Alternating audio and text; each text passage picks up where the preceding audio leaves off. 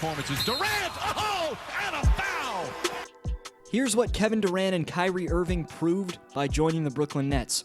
And since losing their future draft picks to Boston in the 2013 blockbuster Garnett and Pierce trade, the Nets have somehow developed a winning culture without any top draft selections. From Durant's legacy to a future championship seeming undeniable, this new Nets roster, from top to bottom, is looking unstoppable. All that and much more is coming up. Your take is featured in Community Speaks. Shout out to Puro Eastside, who says, as a Spurs fan, he'll always be a big fan of Kawhi's, and you gotta respect this comment for that. And being a Raptors fan, I agree he stays as well, but we'll see what happens. Get your name up on the Speaks board, compete for awards by leaving your take on tonight's question. By attracting 2 of the top 15 scorers to their franchise, the Brooklyn Nets have won 2019 free agency and proved that rebuilding a team into a contending roster can be done without a single lottery pick. First off, Kenny Atkinson has to get some respect. He's improved the Nets by 22 wins since becoming head coach in 2016.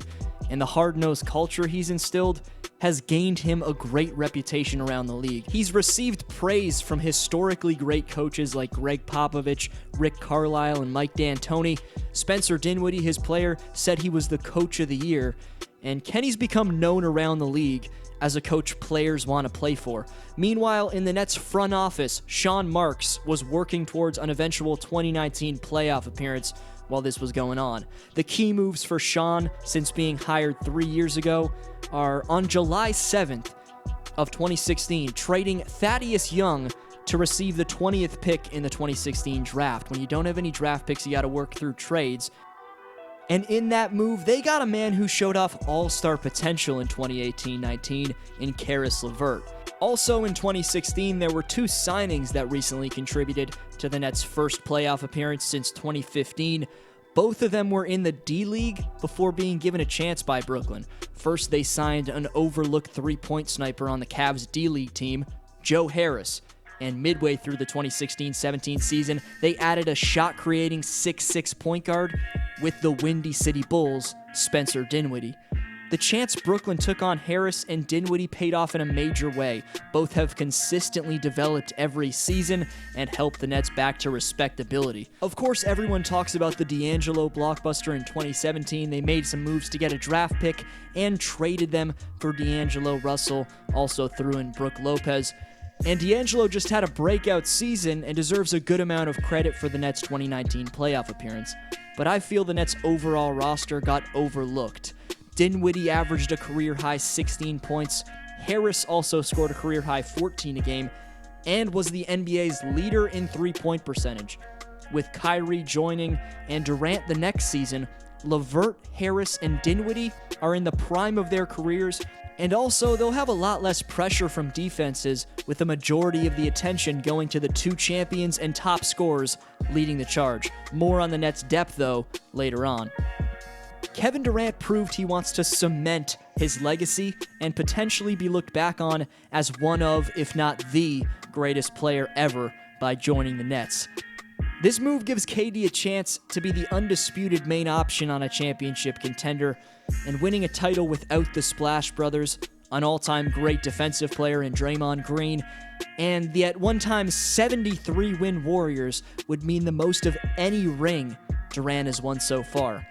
But he'll be 32 by the time he returns from a usual career-altering injury. We've seen what an Achilles tear has done to players like Kobe, who tragically lost a ton of athleticism from an Achilles tear. Wesley Matthews was an up-and-coming talent. His numbers have dropped off significantly since his injury. And of course, Durant's former teammate Boogie Cousins, who's coming off an NBA Finals where he averaged just 7.6 points, when before tearing his Achilles in New Orleans, he was the best scoring big man in basketball. Once Kevin makes a full recovery, we'll find out if he's just another one of these players who had their potential limited because of the injury. But based off the fact that he's had very few significant injuries throughout his career, he hasn't showed age whatsoever. That all makes me think he'll come back and be the same dominant, easy money sniper we knew and loved from OKC, and not the Golden State Snake that we've seen over the last few years. Right before you see the Nets' future title chances, Kyrie Irving saying this should be a message to all future free agents. Wait till June 31st, then decide if you want to re-sign. The 82-game grind completely exposed the Boston Celtics chemistry, and it proves a lot can happen between late September in training camp to potentially June. But I'm sure Celtics fans are just happy to have Kemba at this point. Still, Kyrie looks ridiculous with this statement looking back on it, given the way he led the Celtics. But when debatably the best player in the NBA returns, Kyrie will be the second option, maybe even the third with all the cap space for Brooklyn in the 2020 offseason. At the moment, it's easy to look at Kyrie's ego issues in Boston and Durant's major injury as reasons why this could be a disaster for the Nets.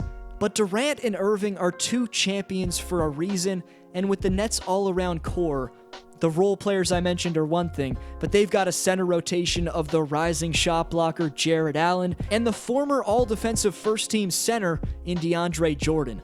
On the wing, there's the recently acquired and improving 25-year-old Taurean Prince, and now the longest-tenured Brooklyn Net, Rondae Hollis-Jefferson, whose athleticism could make him a valuable energy guy off the bench for the future Nets.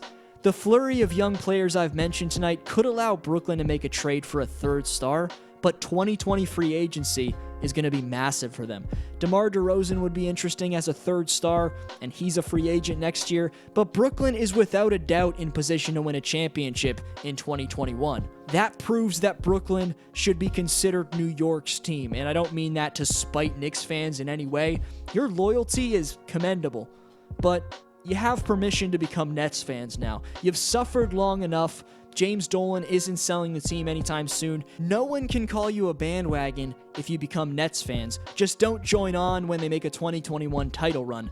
Then you're a bandwagon. But tonight's question is, how likely is a 2021 Brooklyn Nets championship? Subscribe if you're new, enjoyed, and love basketball. This was Dflow. See you next video.